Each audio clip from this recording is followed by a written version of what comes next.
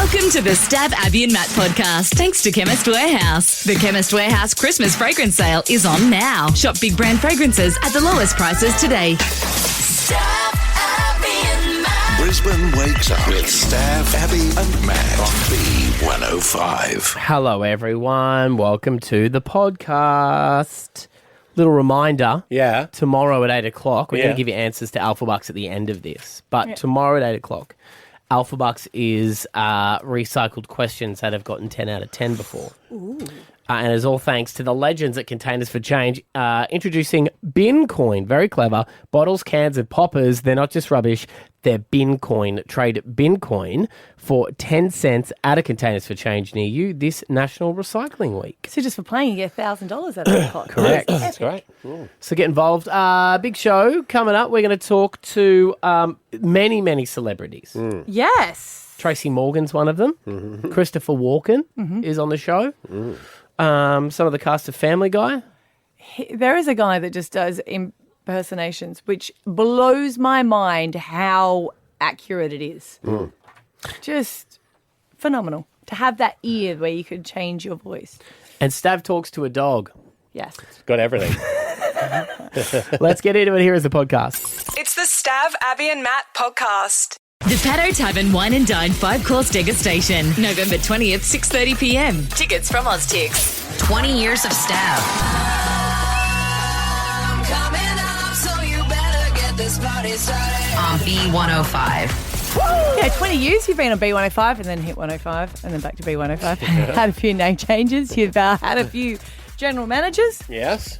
A lot, actually. A lot of general managers, a lot of producers, Yeah. A few different co-hosts. a few different co-hosts. Yes. And we want to celebrate you. If you'd like to come along to Stav's 20th celebration, you can. You just got to go to b105.com.au, put a bit of a memory, and you can get to come along with a friend to the Paddo. We're talking about all good memories. Yes. Well, it hasn't always been plain sailing, though.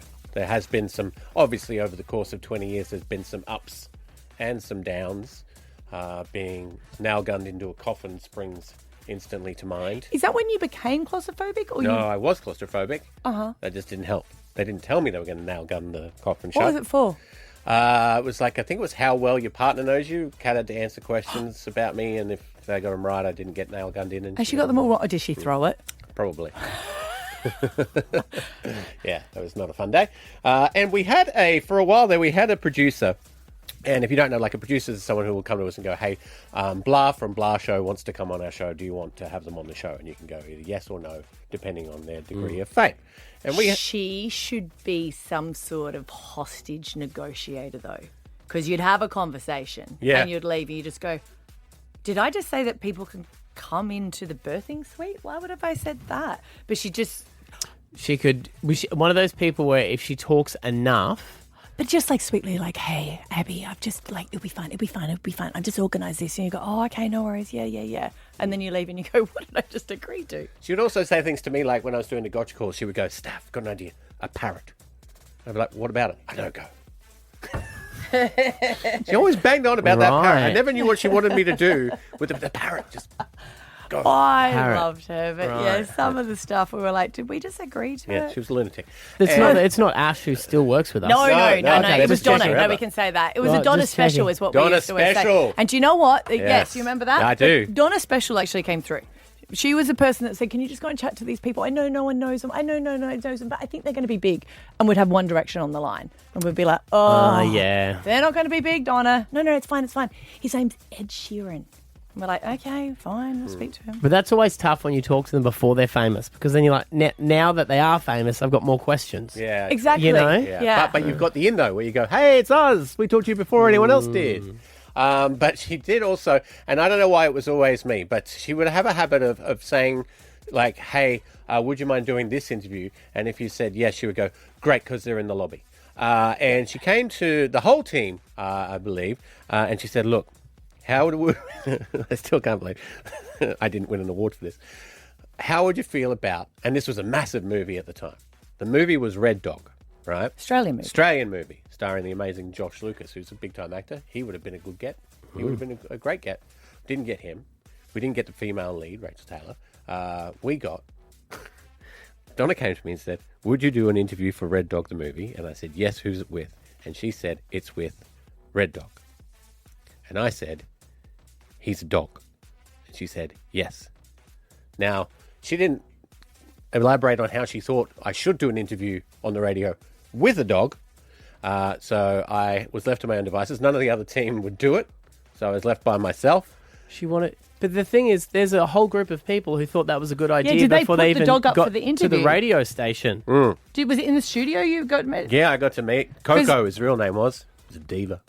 But that's what I meant. Like, so the movie was putting the dog forward, or did they just Well, go, I this think is one? I think they also they did a lot of TV. Like then you turn around, you see them on the Today Right. Show, sit there looking all pretty, and getting pats and stuff. We had that Rachel worked. Taylor available, and Steph said no. I said no. Wants to speak to the dog. Was it a good interview? No, it was a dog. So what I had, I thought quickly, and I found myself a pet psychic who could read Coco's mind. Yeah. Well, I have to. Yeah. How does this work? If I ask you a question, can you ask that question to Coco and get the answer back? Absolutely, yes. Okay, all right. Coco, your very first radio interview, what was your time on the movie like, and did you have a favourite human actor that you acted alongside? Okay, Coco loved it. Coco, it was just awesome. Yep. And he said that there was a couple of people that acted like they liked the dog, but actually they wanted to be the stars themselves. Will he name names? I'm thinking Josh Lucas. No names to be named. But, What's the matter, Coco? Cat got your tongue? I mean, the awards cabinet should be full, right? Was the dog even Right. there, or was that a fake? The dog was there, but we added the wolves in. Because it wasn't. I'm going to give you this. I've seen in radio many turds rolled in glitter. Yeah. This is probably one of the best. Okay. It's not bad. I'm not. If I'm driving to school drop off, I think I'm You're staying to in? hear how you managed to save this. Okay. Well, because I want to know what the dog's thinking. Yeah. Well, mean- we dug deep. It Yes. was almost like an Australian story. It was that deep an interview with this dog. And you got to remember, it went for 15 minutes, but for a dog, that's like 45. So the hard-hitting questions just kept on coming. So he is up for a sequel if there is a Red Dog too. Oh, totally. You know, he could be Blue Dog too. It wouldn't even matter. Like, colour me, change me. It was the most fun he's ever had. So bring on the movies. Yeah, he didn't get him for the sequel because he carked it. Where did you find the woman? You'd be surprised. Who's the dog She was a clairvoyant? bona fide dog psychic. I think we just How do you be Googled bona it. fide? Who do you ask? I mean, a dog psychic's got to be Yeah, bona right. fide, right? Okay, Otherwise, they wouldn't go. It's a very small market. I don't think she was like the only one, as far as I know. Does she go other pets or just dogs? I believe, no, she was a pet psychic. She would do any Okay, all any right. pet. Yeah. You know what you should do? You should get a get parrot. one with a parrot. It's finally all making sense. Mind Yeah. you, if a parrot's trained properly, it can talk. It can talk. Yeah. Yeah. And then we wrapped it up. We left on good terms. And I guess lastly, I've got to get his thoughts on this interview. Has he enjoyed his time with me, and is he a fan of my work? Well, yes and no. He's got a lot of other people to see, so he hasn't got a lot of comparisons just yet. I hear you, Lise. He doesn't want to hurt my feelings. Yes, What a I good know. dog. No, What a very good loving. dog. Love it. Thanks, Lise. Bye. Coco, thank you very much for your time, sir. You can run off and go for a walk. I think he enjoyed it. He turned around twice and licked himself after. So The main question is, yeah, is that the worst thing you've ever done in your career? not by a country mile. Just the start of my recollections. It gets way worse. That's probably one of the best. To be fair, I don't mind that. I don't mind the crazy dog lady. Well, let's do it as a segment every week. I mean, calm down. It's more of a podcast thing, I reckon. Yeah. Yeah, it is. It is good, yeah, because then people can submit it. Do you know what? It's actually not a bad idea if you do one-on-ones with her and the people's pets. What For a if podcast. Now on listener, secrets your dog keeps. It's not bad. what if you got her to talk to Gus, your dog? I don't want to know what Gus is thinking. Oh, I think I I think would want to know everybody what he's does. saying. Yeah, no, exactly. That's why they keep on saying AI is going to make you understand your dog. I do not want him talking to people. It's the Stav, Abby and Matt podcast. Stav, Abby and Matt, the podcast. Dad's probably right, Nathan. Teachers do get too many holidays. Bit like you've got too many pimples, but you don't hear me bring that up, do you? What's the present? What's the ideal present for teachers or daycare workers? I'm trying to think, is there any other real profession that you do give a present to at the end of the year? Look, to be fair, if a firefighter come and save my life, I'd probably pop in and give him a little something. But that's not an annual thing. I mean, of course. No. But it depends. Well, it happens anywhere. I guess at the end of the year, we kind of sometimes give Christmas presents to each other. Most workplaces will. I know Esther does it with some of the girls at her work. Garbage men. Yeah. Mm-hmm. Some people. Yeah. Over summer, I'll try and leave a 6-pack out for the postie if he doesn't drive over my lawn when it's in mint condition. I think that needs to be rewarded. Really? Yeah. Look at him. He's like trying to drive over it just so they can get his 6-pack. We were not 13, 10, 60 teachers. You can remain anonymous, but what is the ideal gift? All right, Ariel in Belbowry, what do you think the ideal gift is for a teacher? I really like anything personalised. So I got recently like a stamp. They actually had like a photo of me and then they put like a stamp and then said, my name and loves your work. So I really like that. That's cute. It was really cute to put on so I've been stamping everything. And, like tote bags with your name, your teaching name on it and stuff like that. So I think anything of that's great. My big no-nos personally are like candles and hand cream. Okay. Because hand cream for me is just like so personal, or like face cream, Yes, okay. I don't mind chocolates. I don't even mind the handmade, the kids do their own stuff. That's, I think, really nice. And I've kept a lot of that stuff. So it doesn't have to be, big and expensive and things like that. It's more personalised and effort, although I have bought candles in the past. Yeah, I think everyone likes candles, but they're just too much sometimes. You get too many. Depends what brand. Glass House. No, bring them in. I did the Glass House one. Not the big ones, just the small. I got anonymous teacher number 1. Teacher, what do you think about presents? That's Hello? you. Hi, is that me? Hey, that is you. Number 1. Hey, hello. Sorry. So I'm a secondary school teacher. And so presents are probably less common than in primary. But for me, just a card. Like the students are old enough at that point to be able to write some nice words, reflecting on the year, just thanking you. Maybe like put in a funny story. Like they're the things that for me I keep and I will look at every now and again. And so that's I think for me that's better than a present.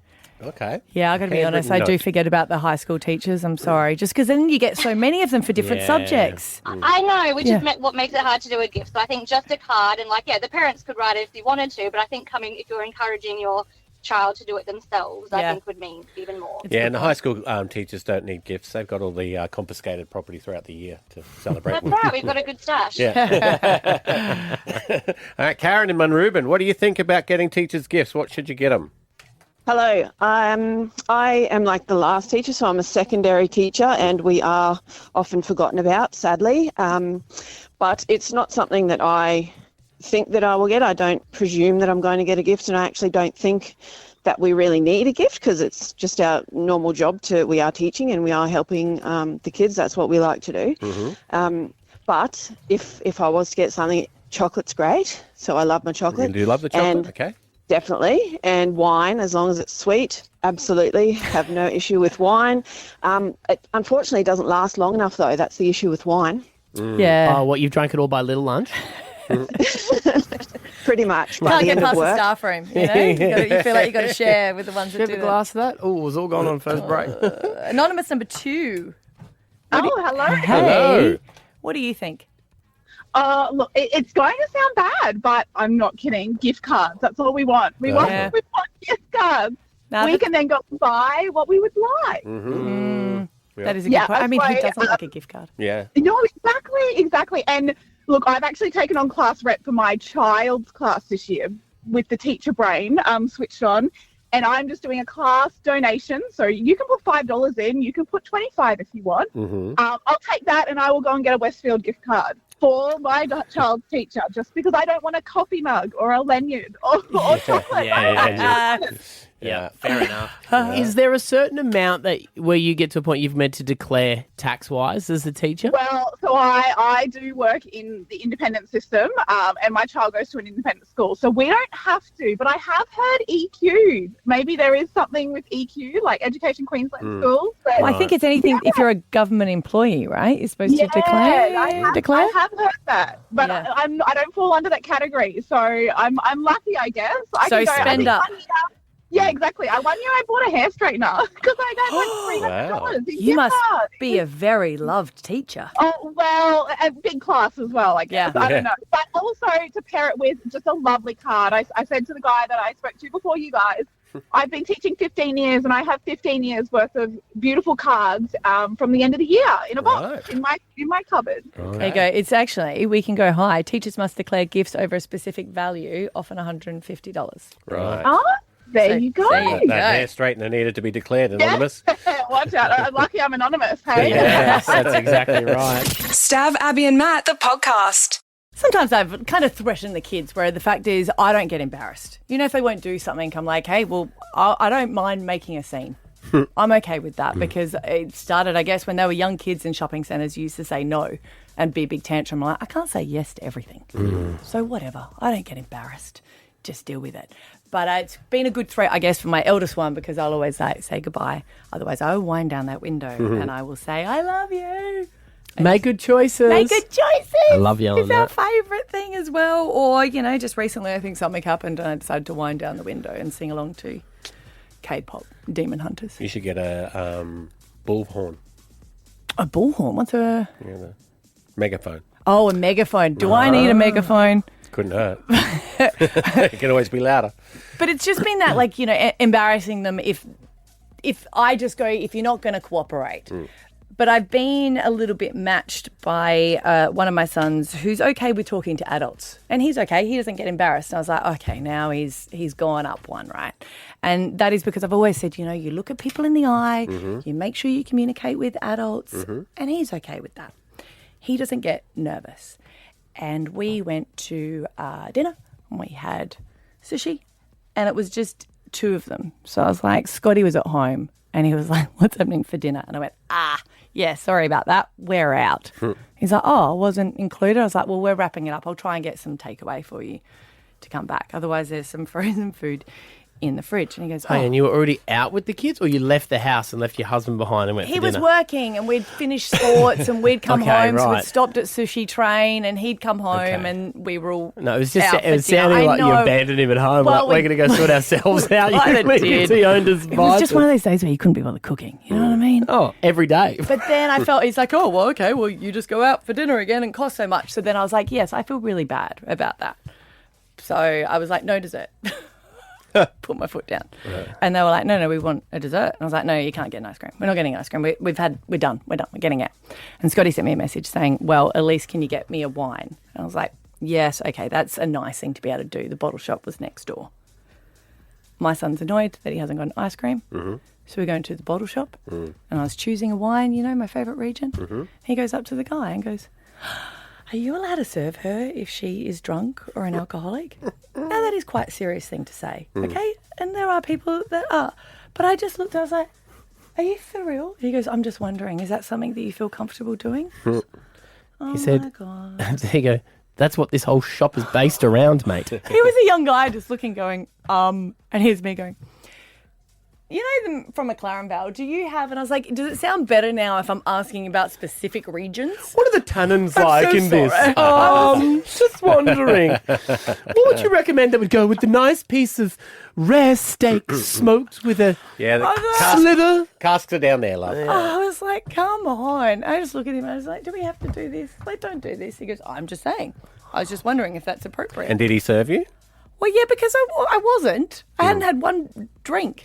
So but it's just more the fact that I was like, really? You're going to do that just because I haven't got you that? And then I was like, well, that's because I've taught them to do it. Well, you should follow him down there. Are you allowed to serve him because he's 13? So that's what I wondered. Were you so shocked that you didn't think quick enough or did you double down? Because I would have turned around and gone, And just out of curiosity to the guy serving you, what age did you stop crapping your pants? Because he still, to this day. I honestly just ignored him at that stage. I said, can you just seriously, I said, can you stand out the front and put your hands on your head? Because I always get scared if any kids are in bottle shops. So he went out and went, I hope you're doing the right thing by serving her. I was like, what are you doing? You go back down, there'll be a photo of you behind the counter. I'm so sorry about him. No, I wasn't. No, I wasn't. But I was like, oh, no, now I have to stop embarrassing him, otherwise he's going to get even. Yeah, that is the issue, isn't it, when they turn around? Yeah. I say double down. Double down? Become an alcoholic. Show him. No. It's the Stav, Abby and Matt podcast. Stav, Abby and Matt, the podcast. The Paddo Tavern Wine and Dine 5-course degustation, November 20th, 6:30 p.m. Tickets from OzTix. 20 years of Stav. I'm coming up, so you better get this party started. On B105.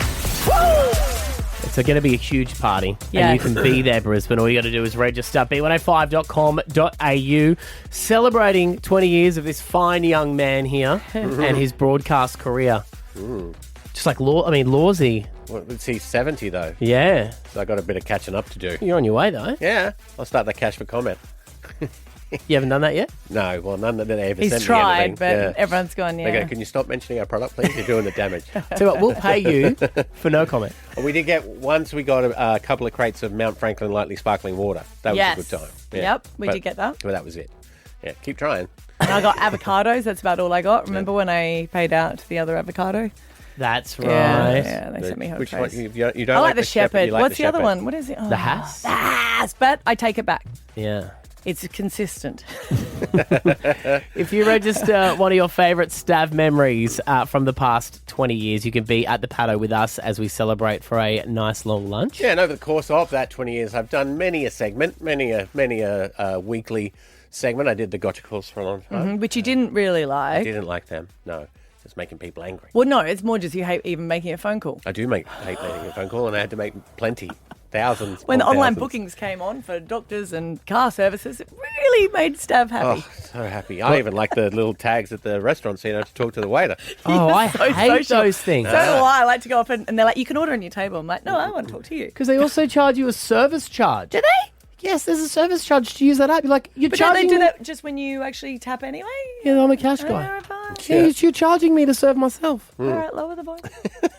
And one of the ones that does keep on coming up in the people registering to come along to the party is the Suburban Songs, which I did do for many a year.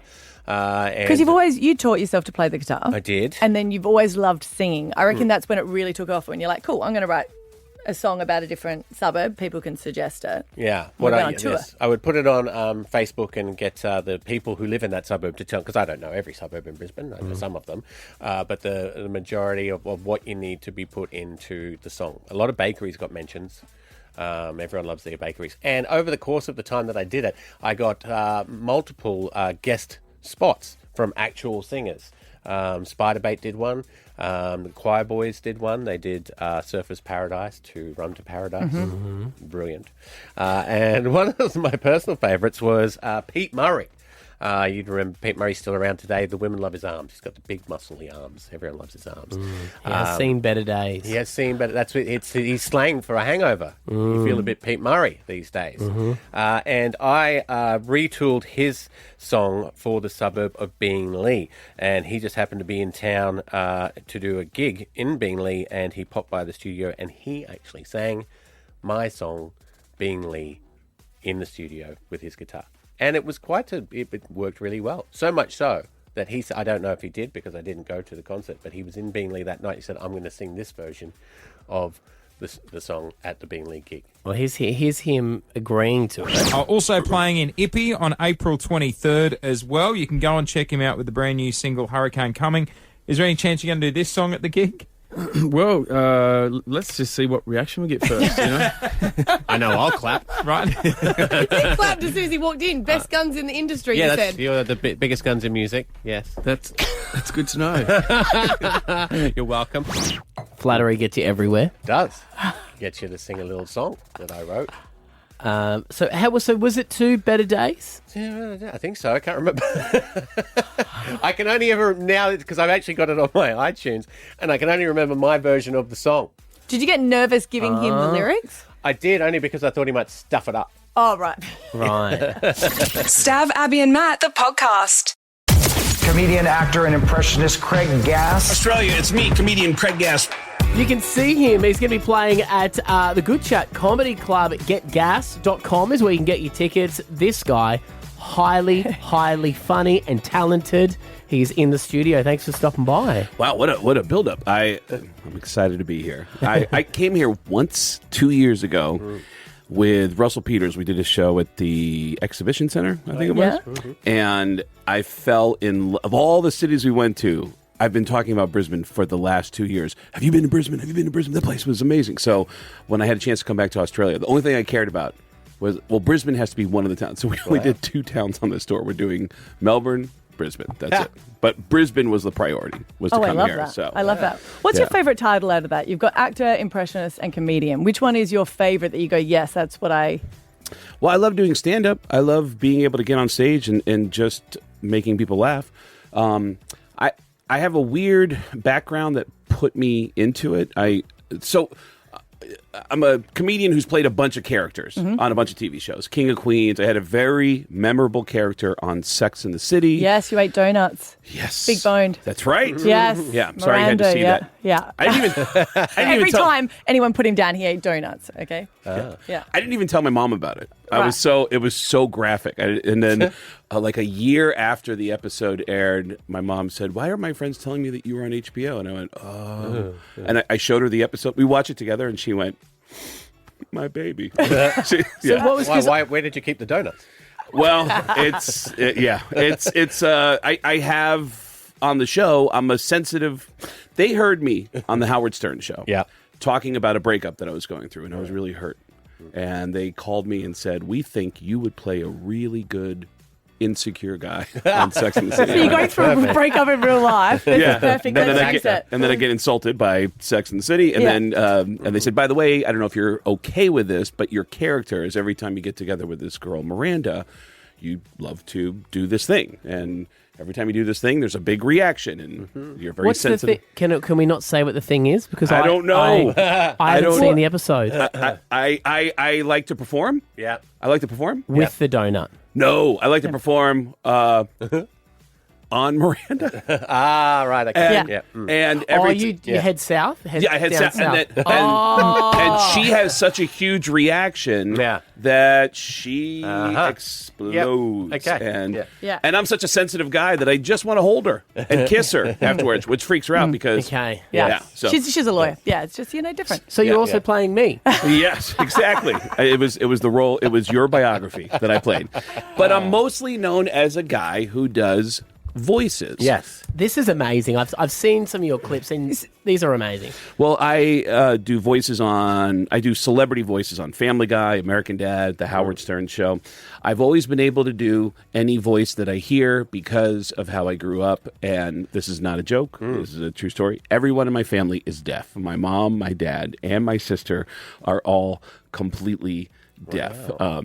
And growing up in a deaf family, I couldn't learn how to talk for my family. I learned how to talk by watching TV and copying all the voices I heard on TV, and I never got an accent from the Bronx, which is where I'm from, and everybody in the Bronx sounds like Tracy Morgan. Everybody in the Bronx talk like this. So you learnt your voices from TV. Whether you black or white. Male or female. That's crazy. Hey, this is the voice of your next door neighbor, and I'm a Vietnamese girl. That's crazy. Like everybody sounded like that. But yes, watching TV, I would copy all the voices I heard on TV and always mimic everything that I heard. And so the weirder the voice, the easier it is for me to do it. Like Christopher Walken. Oh, do that one then. Christopher Walken has a real stop and go kind of voice where he'll talk every once in a while. He'll stop. And then he'll keep going. Oh my God, that's so exciting. Have you ever done your voice to him? Oh, he hated me. I had dinner with Christopher Walken, and he hated me. Yeah, because there was another comedian at the table, Richard Belzer, who was on Law and Order. Yeah. And Richard Belzer, who should have known better. We were having dinner at this event, and there is a prepared meal at every seat. And Richard Belzer is talking to me, and he looks up and goes, "Hey, Chris, get over here. Do you know Craig Gass? Here, sit between me and Craig. Do you know Craig Gass?" I look up. It's Christopher Walken. Wow. Christopher Walken sits down. There's a steak right at his seat. He starts cutting the steak, and his body language is very closed, and he doesn't look like he's in a good mood, which was odd to see a famous guy looking angry and irritated. And I hear Richard Belzer trying to talk to him. He goes, "All right, listen, I know you're not in a good mood, but I know a lot of people do an impression of you. This guy," and I went, no, Richard. He goes, no, it's fine. No, Chris, will you look at me? Chris, look at me. Okay, now look at Craig. Christopher Walken threw his utensils on the table and said, God. "Go ahead." What did you say? "I don't know if this sounds like you or not. But what I try to do is I try to sound as weird as possible. And every once in a while, I say the word cowbell.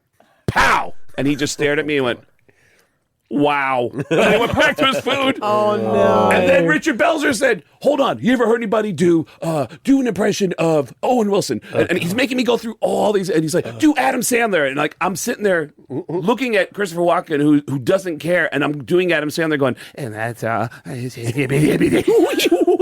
Christopher Walken just went, "Listen, I get it.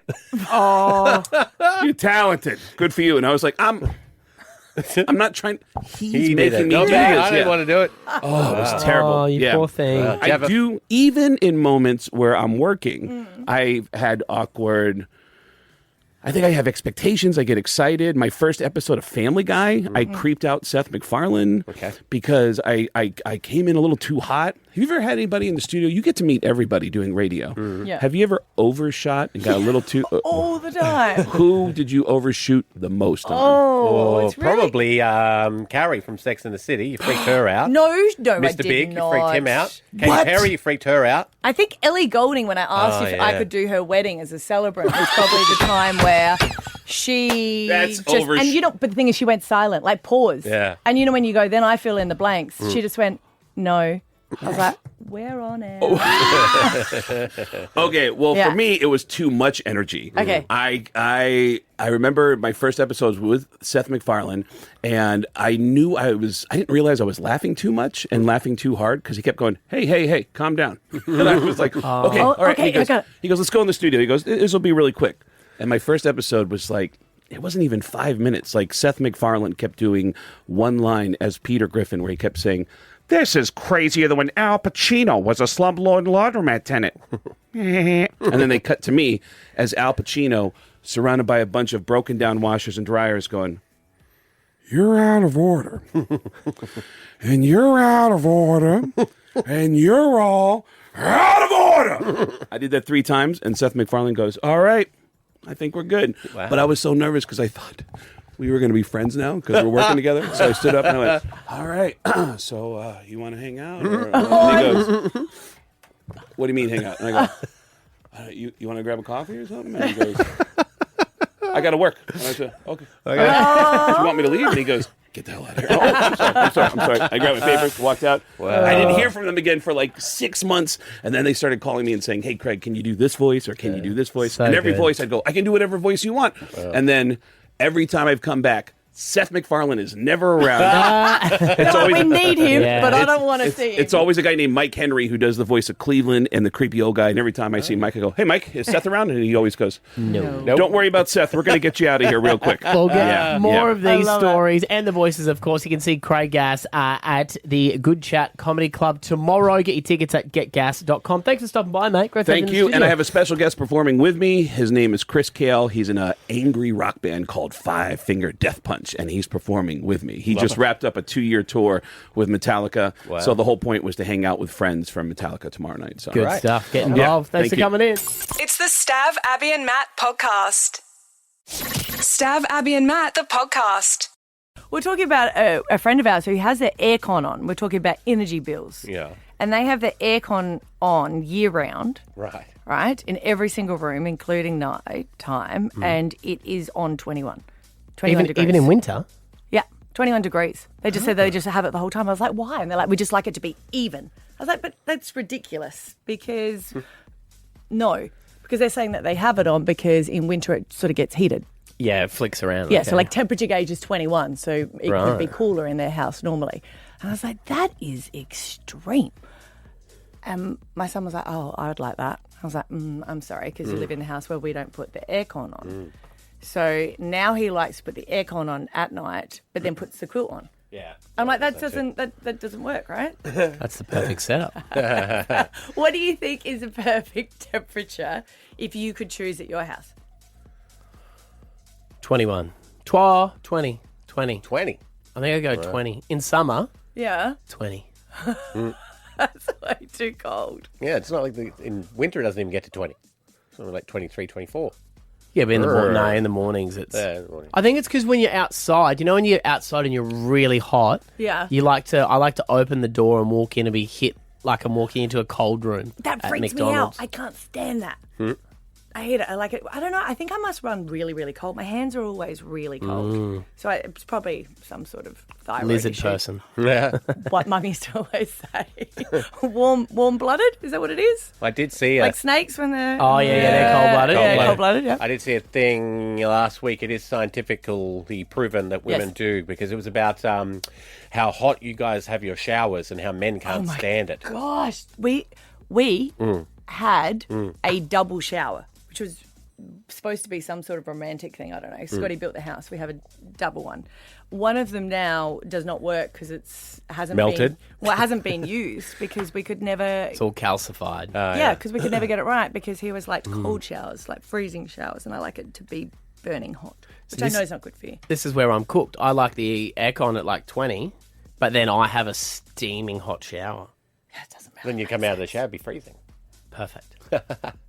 I very rarely use their aircon, but I think if I did, I'd have it about 21, 22. So Rory's got her own downstairs now. Yeah. Why are you fighting with her over the phone? Like, can you change hers? Yeah, I can turn it on and off and change the temperature. Why? Just because she...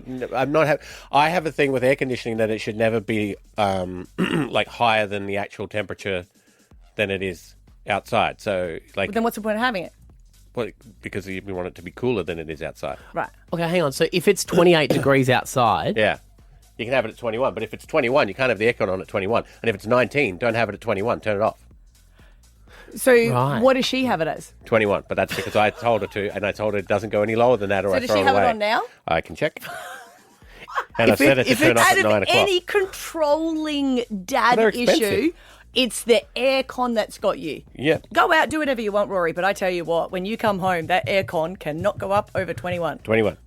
Why do you 21. guys punish yourselves? Why put an air conditioner in if you're not going to use it for the purpose at which it's designed I for? don't like it being but in cold. emergencies. And plus, my family's pretty, I think because they're used to it, everyone just doesn't wear clothes. So if I put the aircon on, do you know what my son goes to do?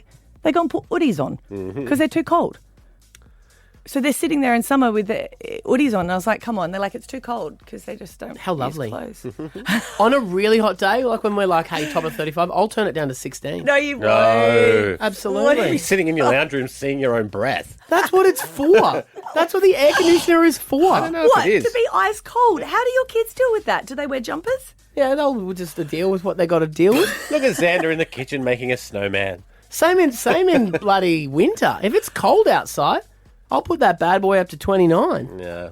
I don't know. We never grew up with it because it was always so expensive. And now my parents have got one in. My brother's electrician. And Dad's like, no, we can't use it. It's too expensive. He goes, it's actually really not. It's not like it used to be back in the 80s. But it's the same as we never had aircon growing up either. And now I have my own money. I'm like, I'm going to live the way that 8-year-old wanted to live. Comfortably. Not sweating bullets in they're bed saying in central the ideal Queensland. temperature during summer should be 24 to 26. What's the point? What do you mean? What's the point? Because it's 35 32. I want to be cool. I don't Yeah, want you to are be. cool. I don't want to be lukewarm. I want to be cool down. And the winter heating should be 18 to 21. It's like getting into a bath. You want the bath to be hot. There's nothing worse than getting in the bath and it's like lukewarm and you can't decide whether you're warm or cold. just use the aircon for its intended purpose. This is even from Fujitsu. They actually say the best temperature for aircon in Australia is around about 25 to 27 degrees in summer and 18 to 23 in winter. Good thing I've got Panasonic through my house then, hey? I'll go to their website. Check them.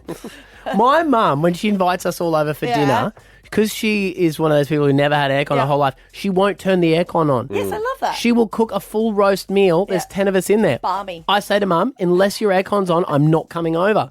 I don't want to sit there and sweat into my dinner. I think that's a difference. Some people are real sweaty sweat. Oh, you're a So sweater. if you're a sweater, Oh, yeah. I think that's... I'm awfully, especially when I sleep. Because it puts me off my meal if I'm seeing your T-shirt. Sweat all into sweaty. Well, I'll tell you what, invite me over for dinner, you'll have that bad boy down to 16. Just...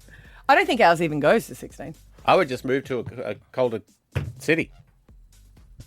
Why? Because I like it you're here. living in a fake environment. Well, I just want to say thank you so much for having it as 24 here in the studio. Oh, yeah. And look, I would have it higher if it allowed it. Yeah, well, I got the text to lock it off, so you couldn't. Stab Abby and Matt. Hey, Alpha Bucks tomorrow for 50 grand. Here are some of the answers to play. 6 a.m. your letter is C. Some of your answers are Canberra, California Love, and COD. 7 a.m. it's Z. Some of your answers are Zoom, Zelda, and Zumba. 8 a.m. it's D. And some of your answers are Dominoes, Dodge, and Doctor. Right, see you tomorrow. Bye. Bye.